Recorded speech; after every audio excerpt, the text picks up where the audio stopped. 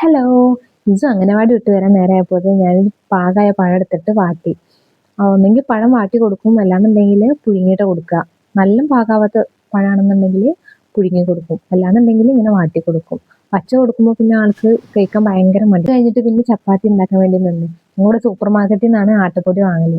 പ്രാവശ്യം വീട്ടിൽ വന്നപ്പോൾ ഉമ്മ ആട്ടപ്പൊടി ഉണ്ടെന്ന് പറഞ്ഞേ. അത് റേഷൻ കാർഡ് വെള്ളക്കാർഡായതുകൊണ്ട് തന്നെ അങ്ങനത്തെ സാധനങ്ങളൊന്നും നമുക്ക് കിട്ടില്ല. നമുക്ക് ആകെ അരി മാത്രമേ ഉണ്ടാവുള്ളൂ. ഇപ്പൊ തന്നെ 2 കിലോ അരിയാണ് കിട്ടുന്നത്. മഞ്ഞ റോസൊക്കെ ആണെന്നുണ്ടെങ്കിൽ ആട്ടപ്പൊടി, പച്ചരി അങ്ങനത്തെ ഒക്കെ ഉണ്ടാവും. ചില മാസങ്ങളിൽ ചാക്കരിയാവും ഞങ്ങൾക്ക് 2 കിലോ ഉണ്ടാവുക, ചില മാസങ്ങളിൽ പച്ചരി ആയിട്ടുണ്ടാവും. ഞാൻ ആ വെള്ളക്കാട് മാറ്റി BPL ആക്കാൻ കൊടുത്തെങ്കിലും ഇന്ത്യ റെഡി ആയി വന്നിട്ടുണ്ടായിരുന്നില്ല. ഒരു വണ്ടി പോലും ഇല്ലാതെ എനിക്ക് എങ്ങനെയാണ് വെള്ളക്കാട് എന്ന് ഞാൻ എപ്പോഴും ആലോചിക്കും. നമ്മൾ രണ്ടാളായതുകൊണ്ട്, രണ്ടല്ലല്ലോ, രണ്ടര ആളായതുകൊണ്ട് തന്നെ നമുക്ക് അരിക്കും വല്ല ചിലവ് വരാറില്ല. ഉച്ചക്ക് മാത്രമേ ചോറ് കഴിക്കുള്ളൂ. അതിലിപ്പൊക്കെ പണിക്കും പോയി സിസു അംഗനവാടിക്കും പോയിട്ടുണ്ടെങ്കിൽ പിന്നെ ഞാൻ മാത്രമേ ഉണ്ടാവുള്ളൂ.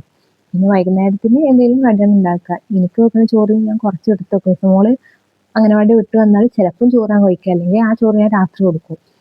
അപ്പോൾ വൈകുന്നേരങ്ങളിൽ ഇതേപോലെ പഴം വാട്ടി കൊടുക്കുകയും ചെയ്യാം. അങ്ങനെ ആകുമ്പോൾ നമുക്ക് കുഴപ്പമില്ല. പക്ഷെ കൂടുതൽ ആൾക്കാരിലോട്ട് വെള്ളക്കാടാണെന്നുണ്ടെങ്കിൽ അവർക്കൊന്നും മുതലാവില്ല, കിട്ടുന്ന അരി. അപ്പോൾ അവർ പുറത്തുനിന്ന് വാങ്ങലാവും ഉണ്ടാവുക. എൻ്റെ വീട്ടിൽ APL ആയതുകൊണ്ട് തന്നെ അവർക്ക് മാസം 8 കിലോ ആണ് ഉണ്ടാവുക. അതിൽ 20-ാം തീയതി കഴിഞ്ഞാൽ പിന്നെ അവർ പുറത്തുനിന്ന് വാങ്ങാറാണ് ഉണ്ടാവില്ല. കാരണം ആ അരി അവർക്ക് തികയില്ല. അവർ 3-4 ആളുള്ളതുകൊണ്ട് തന്നെ അവർക്കത് തികയാറില്ല. എപ്പോഴും ഞാൻ ഉപ്പിട്ട് വെള്ളം തിളപ്പിച്ചതിന് ശേഷം അതിലേക്ക് പൊടി ഇട്ടിട്ട് ജസ്റ്റ് ഒന്ന് വാട്ടിയെടുത്തിട്ട് ചപ്പാത്തി ഉണ്ടാക്കുകയാണ് ചെയ്യാറുള്ളത്.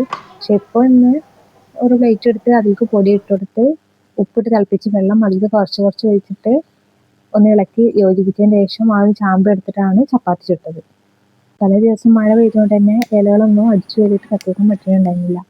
അപ്പോൾ അതൊക്കെ അടിച്ചു വാരി റിങ്ങിൽ കൂട്ടിയിട്ടിരുന്നു ഞാൻ. വൈകുന്നേരം ഒരു പാൻ കൊടുക്കുന്ന സമയം അപ്പോഴാണ് ഞാൻ കത്തിക്കാറുള്ളത് അധികം. അതാവുമ്പോൾ രണ്ടുണ്ട് ഗുണം. ഒന്ന്, നമുക്ക് ഇലകൾ കത്തി കഴിയുകയും ചെയ്യും.